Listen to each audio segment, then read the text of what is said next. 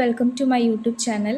അപ്പോൾ നമ്മൾ BCA BSc computer science Calicut university സിലബസാണ് ഫോളോ ചെയ്യുന്നത്. അതിലെ 5th സെമസ്റ്ററിലോ 4th സെമസ്റ്ററിലോ വരുന്ന ഒരു സബ്ജക്റ്റാണ് ഡാറ്റാബേസ് മാനേജ്മെൻറ്റ് സിസ്റ്റം. അതിലെ ഫസ്റ്റ് യൂണിറ്റാണ് നമ്മളിപ്പോൾ ഇവിടെ ഡിസ്കസ് ചെയ്യാൻ പോകുന്നത്. അപ്പോൾ അതിനുശേഷം 2 മാർക്സിൻ്റെയും 6 മാർക്സിൻ്റെയും 10 മാർക്സിൻ്റെയും ക്വസ്റ്റ്യൻസ് ഏതാണ് വരുന്നുള്ളതും അതെങ്ങനെയാണ് എഴുതേണ്ടതെന്നുള്ള വീഡിയോസും അപ്ലോഡ് ചെയ്യുന്നതായിരിക്കും. അപ്പോൾ നമുക്ക് ഫസ്റ്റ് മൊഡ്യൂളിലെ ഫസ്റ്റ് പാർട്ടിലോട്ട് പോവാം. അപ്പോൾ ആദ്യം തന്നെ എന്താണ് ഡാറ്റാബേസ് പഠിക്കുമ്പോൾ നമ്മൾ എന്താണ് ഡാറ്റ അല്ലെങ്കിൽ എന്താണ് ഇൻഫോർമേഷൻ എന്ന് പഠിച്ചിരിക്കണം. അപ്പോൾ അത് രണ്ടും തമ്മിലുള്ള ഡിഫറൻസ് എന്താണെന്ന് എപ്പോഴും വരുന്നൊരു ക്വസ്റ്റ്യനാണ്. അപ്പോൾ വാട്ട് ഈസ് ഡാറ്റ? ഡാറ്റ എന്താണെന്ന് ചോദിച്ചു കഴിഞ്ഞിട്ടുണ്ടെങ്കിൽ റോ ആയിട്ടുള്ള ഫാക്ട്സിനെയും ഫിഗേഴ്സിനെയാണ് നമ്മൾ ഡാറ്റ എന്ന് പറയുന്നത്. ഇപ്പോൾ എക്സാമ്പിൾ പറയുകയാണെങ്കിൽ ഒരു നമ്പർ, ഒരു നെയിം, അല്ലെങ്കിൽ ഒരു സ്കോർ, ഒരു പെർസെൻറ്റേജ്, അതൊക്കെയാണ് നമ്മളുടെ ഡാറ്റാസ്. അതൊരു റോ ആയിട്ടുള്ള കാര്യമായിരിക്കും.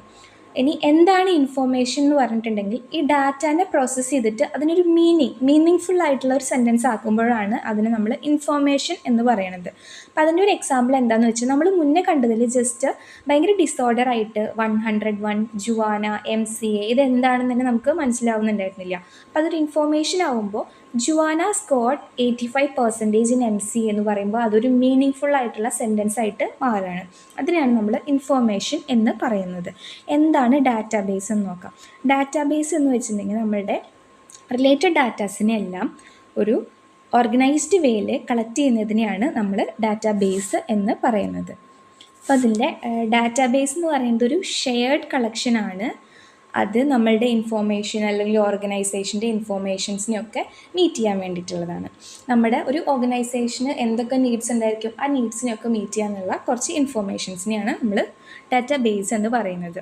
അപ്പോൾ അതൊരു സ്ട്രക്ചേർഡ് വേയിലായിരിക്കും നമ്മൾ കളക്ട് ചെയ്തിട്ട് വെച്ചിട്ടുണ്ടായിരിക്കും. ഡാറ്റാസിന് ഒരു സ്ട്രക്ചർ വേയിൽ കണക്ട് ചെയ്തിട്ടായിരിക്കും. അപ്പോൾ നമുക്ക് മീനിങ് ആയിട്ട് ഓരോ ഡാറ്റാനെയും അതിനനുസരിച്ച് റിട്രീവ് ചെയ്തെടുക്കാൻ പറ്റുന്ന ആ ഒരു ഇതിനെയാണ് നമ്മൾ ഡാറ്റാബേസ് എന്ന് പറയുന്നത്. അപ്പോൾ അതിൻ്റെ എക്സാമ്പിൾ ബാങ്കിങ് സിസ്റ്റം ഉണ്ടാവാം, റെയിൽവേ റിസർവേഷൻ, കൊമേഴ്സ് വെബ്സൈറ്റുകൾ, കോളേജ് മാനേജ്മെൻറ്റ് സിസ്റ്റംസ് ഒക്കെ ഉണ്ടായിരിക്കും. അതാണ് ഇതിൻ്റെ എക്സാമ്പിൾ എന്ന് പറയുന്നത് ഡാറ്റാബേസിൻ്റെ. ഇനി എന്താണ് ഫയൽ സിസ്റ്റം അഥവാ DBMS? ഇനി ഫയൽ സിസ്റ്റം എന്ന് വെച്ചിട്ടുണ്ടെങ്കിൽ ട്രഡീഷണൽ മെത്തേഡാണ്. നമ്മൾ പുതിയ ഡാറ്റാസിനെയൊക്കെ ഓരോ സെപ്പറേറ്റ് ഫയലുകളിൽ എടുത്ത് വെക്കുന്നതിനെയാണ് നമ്മൾ ഫയൽ സിസ്റ്റം എന്ന് പറയുന്നത്. നമ്മൾ കുറേ ഡാറ്റാസ് ഉണ്ടാവുമല്ലോ നമ്മുടെ കയ്യിൽ. അത് ട്രഡീഷണലി നമ്മൾ എങ്ങനെയാണ് അതിനെ സ്റ്റോർ ചെയ്യുക? കുറച്ച് ഡാറ്റാസിനെ എല്ലാം ഫയലിൽ നമ്മൾ സേഫാക്കി വെക്കും. അതിന് നമ്മൾ ഫയൽ സിസ്റ്റം എന്ന് പറയുന്നത്. ഇനി എന്താണ് ഡാറ്റാബേസ് മാനേജ്മെൻറ്റ് സിസ്റ്റം? ഇത് ഒരു ഡാറ്റാബേസിനെ മാനേജ് ചെയ്യാനുള്ള ഒരു സോഫ്റ്റ്വെയറിനെ, നമ്മൾ നേരത്തെ എന്താണ് ഡാറ്റാബേസ് എന്ന് നോക്കി, ഡാറ്റാബേസിനെ മാനേജ് ചെയ്യാനുള്ള സോഫ്റ്റ്വെയറിനെയാണ് നമ്മൾ ഡാറ്റാബേസ് മാനേജ്മെൻറ്റ് സിസ്റ്റം എന്ന് പറയുന്നത്. അപ്പോൾ അതിൻ്റെ എക്സാമ്പിളാണ് MySQL, Oracle, SQL സെർവർ. ഇനി എന്താണ് ഈ ഫയൽ സിസ്റ്റവും DBMSഉം തമ്മിലുള്ള ഡിഫറൻസ് എന്ന് നോക്കാം. അപ്പോൾ ഫയൽ സിസ്റ്റത്തിൻ്റെ റിഡൻഡൻസി ഹൈ ആണ്, DBMSൻ്റെ കൺട്രോൾഡ് ആണ്. ഇനി ഡാറ്റ ഷെയറിങ് ഫയൽ സിസ്റ്റത്തിൽ ഡാറ്റ ഷെയർ ചെയ്യാൻ ഭയങ്കര ഡിഫിക്കൽട്ടാണ്. എന്നാൽ DBMSൽ വളരെ ഈസി ആയിട്ട് നമുക്ക് ഡാറ്റാസിനെ ഷെയർ ചെയ്യാൻ പറ്റും. ഇനി സെക്യൂരിറ്റി, ഫയൽ സിസ്റ്റത്തിൽ സെക്യൂരിറ്റി ഭയങ്കര കുറവാണ്. കാരണം എന്താ വെച്ചിട്ടുണ്ടെങ്കിൽ ആ ഫയൽസിൽ എന്തെങ്കിലും ഒന്ന് മിസ്സായി കഴിഞ്ഞിട്ടുണ്ടെങ്കിൽ നമ്മൾ ട്രഡീഷണൽ വേ ആണല്ലോ. അപ്പോൾ ഫയൽ സിസ്റ്റത്തിൽ സെക്യൂരിറ്റി ഭയങ്കര കുറവായിരിക്കും. DBMSൽ ഹൈ സെക്യൂരിറ്റിയാണ്. ഇൻ ഡാറ്റ ഇൻറ്റഗ്രിറ്റി ഈ ഫയൽ സിസ്റ്റത്തിൽ വളരെ പുവറാണ്. എപ്പോഴും ഈ DBMSൽ ഭയങ്കര എൻഫോഴ്സ്ഡ് ആണ്. ബാക്കപ്പ് ചെയ്യാൻ മാനുവലായിട്ട് നമ്മൾ ബാക്കപ്പ് ചെയ്യേണ്ടി വരും.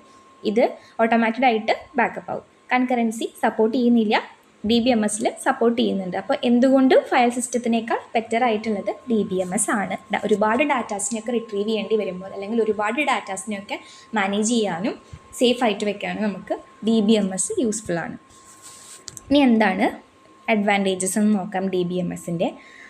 അതിൻ്റെ റിഡ്യൂസ്ഡ് റിഡൻഡൻസി എന്ന് പറയുമ്പോൾ നമ്മൾ ഡ്യൂപ്ലിക്കേറ്റ് ഡാറ്റാസൊക്കെ അവോയ്ഡ് ചെയ്യാൻ നമുക്ക് പറ്റും. സെയിം ഡാറ്റാസ് തന്നെ ഒരുപാട് തവണ വരുന്നതുണ്ടായിരിക്കും. അപ്പോൾ അതിനെയൊക്കെ മാറ്റി നമ്മൾ ഡ്യൂപ്ലിക്കേറ്റ് ഡാറ്റാസിനെയൊക്കെ അവോയ്ഡ് ചെയ്തിട്ട് എക്സാക്ട് മീനിങ് ഫുൾ ആയിട്ടുള്ള ഡാറ്റാനെ വെക്കാൻ നമുക്ക് DBMS കൊണ്ട് സാധിക്കും. ഡാറ്റ കൺസിസ്റ്റൻസി, എല്ലായിടത്തും സെയിം ഡാറ്റാസ് ഉണ്ടായിരിക്കും.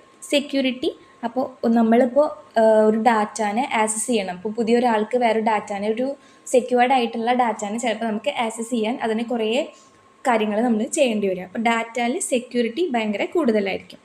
ബാക്കപ്പ് ആൻഡ് റീകവറി, അത് ഓട്ടോമാറ്റിക്കലി ഡാറ്റാസൊക്കെ ബാക്കപ്പ് ചെയ്യും, റിക്കവർ ചെയ്യാൻ നമുക്ക് പറ്റും. നമ്മൾ ഡിലീറ്റ് ചെയ്ത് പോയിട്ടുള്ള ഡാറ്റാസിനെയൊക്കെ റിക്കവർ ചെയ്യാൻ പറ്റും. ഡാറ്റ ഷെയർ ചെയ്യാം, നമുക്ക് ആ ഡാറ്റനെ മൾട്ടിപ്പിൾ യൂസറായിട്ട് ഷെയർ ചെയ്യാൻ പറ്റും. നമുക്കതിന് ആക്സസ് കൊടുക്കാം. ഒരുപാട് യൂസേഴ്സിന് ആ ഡാറ്റാനെ ആക്സസ് ചെയ്യാനുള്ള ഇതും നമുക്ക് സെക്യൂരിറ്റിയിൽ അങ്ങനെ ഒരു സെറ്റിങ്ങും നമുക്ക് ചെയ്യാം. ഇനി ഇൻറ്റഗ്രിറ്റി കൺസേൺസ് എന്ന് പറയുമ്പോൾ ഒരുപാട് റൂൾസ് ഉണ്ടായിരിക്കും ഇതിന്. ഡാറ്റാസ് നമുക്ക് ഓടിച്ചെന്ന് കഴിഞ്ഞാൽ ഒരു ഡാറ്റ എടുക്കാൻ പറ്റില്ല, അതിനതിനായ റൂൾസ് ഉണ്ടായിരിക്കും. ഇനി ആരൊക്കെയാണ് ഡാറ്റാബേസ് യൂസേഴ്സ്? നമ്മൾ ഡാറ്റാബേസ് അഡ്മിനിസ്ട്രേറ്റർ DBA എന്നും പറയും. അപ്പോൾ അവരുടെ റെസ്പോൺസിബിലിറ്റീസ് എന്താണെന്ന് വെച്ചിട്ടുണ്ടെങ്കിൽ ഡാറ്റാബേസിനെ ഡിസൈൻ ചെയ്യുക, അതുപോലെ അതിൻ്റെ സെക്യൂരിറ്റി നല്ല സെക്യൂർഡ് ആയിട്ട് വെക്കുക, അതിൻ്റെ ബാക്കപ്പും റീകവറിയും. ഇപ്പോൾ ഡാറ്റാസിനെ ബാക്കപ്പ് ആൻഡ് റിക്കവറി നമ്മൾ ഒരുപാട് കേട്ടിട്ടുള്ള ഒരു ടേമായിരിക്കും. ഡാറ്റാസൊക്കെ ഡിലീറ്റ് ചെയ്ത് പോയി കഴിഞ്ഞാൽ നമ്മൾ ബാക്കപ്പ് റിക്കവറി ഓപ്ഷനാണ് യൂസ് ചെയ്യുക. അതുപോലെ പെർഫോമൻസ് ട്യൂണിങ്, ഇതിൻ്റെയൊക്കെ റെസ്പോൺസിബിൾ ആയിട്ടുള്ള ആളാണ് നമ്മുടെ ഡാറ്റാബേസ് അഡ്മിനിസ്ട്രേറ്റർ. ഇനി എത്ര തരം യൂസേഴ്സാണ് ഉള്ളത്? അതിന് 4 ടൈപ്സ് ആണ്. ഇതിൻ്റെയൊക്കെ എക്സ്പ്ലനേഷൻ നമ്മൾ വരുന്ന വീഡിയോയിൽ ചെയ്യുന്നതായിരിക്കും. നേവ് യൂസേഴ്സ്, അതായത് ക്ലർക്സ് ആണ്. Application programmers, sophisticated users, specialised users. ഇതാണ് ഇതിൻ്റെ ടൈപ്സ്. ഈ ടൈപ്സ് ഒന്ന് അറിഞ്ഞു വെക്കുക, അതിൻ്റെ എക്സ്പ്ലനേഷൻസ് നമ്മൾ ചെയ്യുന്നതാണ്. ഇനി എന്തൊക്കെയാണ് ഡാറ്റ മോഡൽസ്? ഡാറ്റ മോഡൽ എന്ന് പറഞ്ഞാൽ ഡാറ്റാബേസിൻ്റെ ഒരു സ്ട്രക്ചറിനെ, റിലേഷൻഷിപ്പിനെ, അതിൻ്റെ കൺസ്ട്രെയിൻസിനെ. ഇപ്പോൾ ചെറിയൊരു 2 മാർക്കിൻ്റെ ഒരു ക്വസ്റ്റ്യൻ വരുമ്പോൾ നമ്മൾ എന്താണ് ഡാറ്റ മോഡൽ എന്ന് ചോദിച്ചു കഴിഞ്ഞാൽ data model describe the structure of database, relationship and constraints. ഇങ്ങനെ ഒരു സിമ്പിളായിട്ടുള്ള ആൻസർ കൊടുക്കാം. ഇനി സ്കീമ എന്താണ്, ഇൻസ്റ്റൻസ് എന്താണെന്ന് നോക്കാം. സ്കീമ എന്ന് പറയുന്നത് ഒരു ഡാറ്റാബേസിൻ്റെ സ്ട്രക്ചറിനെ അല്ലെങ്കിൽ ഡിസൈനിനെ പറയുന്നതാണ്. അതിൻ്റെ എക്സാമ്പിൾ നമ്മൾ ടേബിളിൻ്റെ സ്ട്രക്ചർ എന്നൊക്കെ പറയില്ലേ, അല്ലെങ്കിൽ ഒരു ബുക്കിൻ്റെ സ്ട്രക്ചർ എന്നൊക്കെ പറയുന്ന പോലെ സ്ട്രക്ചറിനെ അല്ലെങ്കിൽ ഡിസൈനിനെയാണ് നമ്മൾ സ്കീമ എന്ന് പറയുന്നത്. ഇൻസ്റ്റൻസ് എന്ന് വെച്ചിട്ടുണ്ടെങ്കിൽ actual data stored at A particular ടൈമിൽ ഡാറ്റനെ സ്റ്റോർ ചെയ്യുന്നതിനെയാണ് നമ്മൾ ഇൻസ്റ്റൻസ് എന്ന് പറയുന്നത്. സ്കീമ എന്ന് പറയുമ്പോൾ സ്റ്റുഡൻറ്റിൻ്റെ റോൾ നമ്പർ, നെയിം ഉണ്ടായിരിക്കും, ഡിപ്പാർട്ട്മെൻറ്റ്, ഇതാണ് അതിൻ്റെ എക്സാമ്പിൾ. ഇൻസ്റ്റൻസ് എന്ന് പറയുമ്പോൾ ഒരു പെർട്ടിക്കുലർ ടൈമിലോട്ട് ഡാറ്റ സ്റ്റോർ ചെയ്യണതാണ് ആക്ച്വൽ ഡാറ്റാനെ. അപ്പോൾ ഇവിടെ നോക്കുമ്പോൾ നമ്മളൊരു നമ്പർ കാണാം, നെയിം കാണാം, അവരുടെ ഡിപ്പാർട്ട്മെൻറ്റ് കാണാം. ഇതിൻ്റെ സ്ട്രക്ചർ ഇത് 101 എന്ന് പറയുന്നത് ഇവിടെ റോൾ നമ്പറാണ്, ജുവാന എന്ന് പറയുന്നത് ഇവിടെ നെയിമാണ്, ഡിപ്പാർട്ട്മെൻറ്റ് MC ആണ്. അപ്പോൾ അതിൻ്റെ എക്സാക്റ്റ് ആയിട്ടുള്ള ആക്ച്വൽ ഡാറ്റേനെയാണ് നമ്മൾ ഇൻസ്റ്റൻസ് എന്ന് പറയുന്നത്. മറ്റേത് നമ്മൾ ഡിസൈൻ അല്ലെങ്കിൽ സ്ട്രക്ചർ എന്നാണ് പറയുക. ഇനി എന്താണ് ഡാറ്റ ഇൻഡിപെൻഡൻസ്? അപ്പോൾ അതിൽ ലോജിക്കലും ഉണ്ട്, ഫിസിക്കലും ഉണ്ട്. ലോജിക്കൽ എന്ന് വെച്ചിട്ടുണ്ടെങ്കിൽ നമ്മളുടെ എക്സ്റ്റേണൽ കാര്യങ്ങളെ ഒന്നും എഫക്റ്റ് ചെയ്യാതെ ലോജിക്കലി ചേഞ്ചസ് വരുത്താൻ പറ്റും നമ്മൾക്ക്. ഫിസിക്കൽ നമ്മൾ ലോജിക്കലിനെ എഫക്റ്റ് ചെയ്യാതെ നമുക്ക് ചേഞ്ചസ് ഉണ്ടാക്കാം, സ്റ്റോറേജിൽ ചേഞ്ചസ് ഉണ്ടാക്കാം. അതിനെ നമ്മൾ ഫിസിക്കൽ ഡാറ്റ ഇൻഡിപെൻഡൻസ് എന്നും പറയും, ലോജിക്കൽ ഡാറ്റ ഇൻഡിപെൻഡൻസ് എന്നും പറയും. ഇനി നമ്മൾ മെയിനായിട്ട് പഠിക്കേണ്ട ഒരു കാര്യമാണ് ഡാറ്റാബേസ് ലാംഗ്വേജസ്. ഒരുപാട് എക്സാമിന് വന്നിട്ടുള്ള ക്വസ്റ്റ്യനാണ്. DDL, അപ്പോൾ 4 ടൈപ്പ് ഓഫ് ലാംഗ്വേജ് ആണുള്ളത്. അതിൽ ഒന്നാമത്തെയാണ് DDL, ഡാറ്റ ഡെഫിനിഷൻ ലാംഗ്വേജ് എന്ന് പറയും.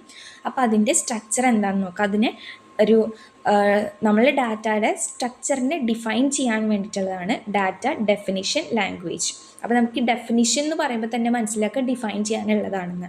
അതിൽ വരുന്ന കമൻസ് ആണ് ക്രിയേറ്റ്, ആൾട്ടർ, ഡ്രോപ്പ്, ട്രങ്കേറ്റ്. അപ്പോൾ നമുക്ക് ഇതിൻ്റെ ഫസ്റ്റ് അതാണ് ക്രിയേറ്റ് എന്ന് പറയുന്നത്. അപ്പോൾ ക്രിയേറ്റ് വെച്ചിട്ട് എങ്ങനെയാണ് ഉണ്ടാക്കാൻ നോക്കാം. നമുക്കൊരു ക്വറി എഴുതാം. ക്രിയേറ്റ് ടേബിൾ, സ്റ്റുഡൻറ്റ് എന്ന് പറഞ്ഞൊരു ടേബിൾ നമ്മളിവിടെ ക്രിയേറ്റ് ചെയ്യാണ്. റോൾ നമ്പർ ഇൻറ്റ് എന്ന് പറഞ്ഞാൽ ഇൻറ്റിജർ വാല്യൂനെയാണ് ഇൻറ്റ് എന്ന് പറയുന്നത്. നെയിം നമ്മൾ വാർക്യാറിലാണ് കൊടുക്കുക, അതായത് വേരിയബിൾസും ക്യാരക്ടേഴ്സും എന്നാണ് അർത്ഥം. അപ്പോൾ നെയിമിൽ വേരിയബിൾസ് ഉണ്ടാവാം, ക്യാരക്ടേഴ്സ് ഉണ്ടാവും. അപ്പോൾ നമ്മൾ അതിൻ്റെ ഒരു ലിമിറ്റ് കൊടുത്തിട്ടുണ്ട് 20 ആണ്. ക്ലോസ് ചെയ്യുക. ഇങ്ങനെയാണ് നമ്മളൊരു ഡാറ്റാബേസ് ഡെഫിനിഷൻ അല്ലെങ്കിൽ ഡാറ്റ ഡെഫിനിഷൻ ലാംഗ്വേജിൽ ക്രിയേറ്റ് എന്ന് പറയുന്ന കമാൻഡ് യൂസ് ചെയ്യുന്നത്. അടുത്തത് നമ്മൾ ഡാറ്റ മാനിപ്പുലേഷൻ ലാംഗ്വേജ്. ഇപ്പോൾ ഇതെന്ന് തന്നെ നമ്മൾ മനസ്സിലാക്കുന്നത് ഡാറ്റേനെ മാനിപ്പുലേറ്റ് ചെയ്യാനുള്ളതാണ്.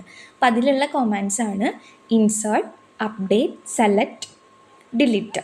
അപ്പോൾ നമുക്കിതിൽ ഫസ്റ്റ് വണ്ണിൻ്റെ ഒരു എക്സാമ്പിൾ നോക്കാം. ഇൻസേർട്ട് എന്ന് പറഞ്ഞത് വെച്ചിട്ട് നമുക്കൊരു ക്വറി എഴുതാം. ഇൻസേർട്ട് ഇൻടു സ്റ്റുഡൻറ്റ് എന്ന് പറയുന്ന ഒരു വാല്യൂയിലായിട്ട്, അതൊരു സ്റ്റുഡൻറ്റ് എന്ന് പറയുന്ന ഒരു ടേബിളാണ്. ആ ടേബിളിലോട്ട് നമ്മൾ ഇൻസേർട്ട് ചെയ്യാണ്, വാല്യൂസ് ഇൻസേർട്ട് ചെയ്ത് കൊടുക്കുകയാണ്. 101 ജുവാന. ആ 101 മേ ബി റോൾ നമ്പർ ആവാം, അല്ലെങ്കിൽ അവരുടെ ID ആയിരിക്കാം. നമുക്ക് ഇവിടെ ഈ വാല്യൂസ് നമുക്ക് എന്ത് വേണമെങ്കിലും കൊടുക്കാൻ പറ്റുന്നതാണ്.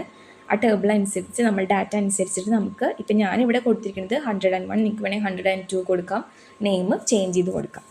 ഇനി ഡാറ്റ കൺട്രോൾ ലാംഗ്വേജ്, അഥവാ ഈ ഡാറ്റ കൺട്രോൾ ലാംഗ്വേജ് എന്ന് പറയുന്നത് ഡാറ്റനെ കൺട്രോൾ ചെയ്യാൻ വേണ്ടിയിട്ടാണ്. ഗ്രാൻഡ്, റിവോക്ക്, പെർമിഷൻ കൊടുക്കുക, പെർമിഷൻ വിഡ്രോ ചെയ്യുക, അതാണ് അതിൻ്റെ മീനിങ്. ഇനി 4th വണ്ണാണ് ട്രാൻസാക്ഷൻ കൺട്രോൾ ലാംഗ്വേജ്. അതിൽ 3 കമാൻഡ്സാണ് വരുന്നത്: commit, roll back, save point. അപ്പോൾ ഇതിൻ്റെയൊക്കെ ഡീറ്റെയിൽ ആയിട്ടുള്ള വീഡിയോ നമ്മൾ ചെയ്യുന്നതാണ്. ഇത് ബേസിക് ആയിട്ട് നമ്മൾക്ക് പാസ്സാവാൻ വേണ്ടി അറിഞ്ഞിരിക്കേണ്ട കുറച്ച് കാര്യങ്ങളാണ്. അപ്പോൾ നമുക്ക് ഈ ഒരു വീഡിയോ നിങ്ങൾക്ക് യൂസ്ഫുൾ ആയിട്ട് തോന്നുകയാണെങ്കിൽ സബ്സ്ക്രൈബ് ചെയ്യുക, നിങ്ങളുടെ ഫ്രണ്ട്സിന് ഷെയർ ചെയ്ത് കൊടുക്കുക. അപ്പോൾ നമുക്ക് വീണ്ടും അടുത്ത വീഡിയോ ആയിട്ട് കാണാം.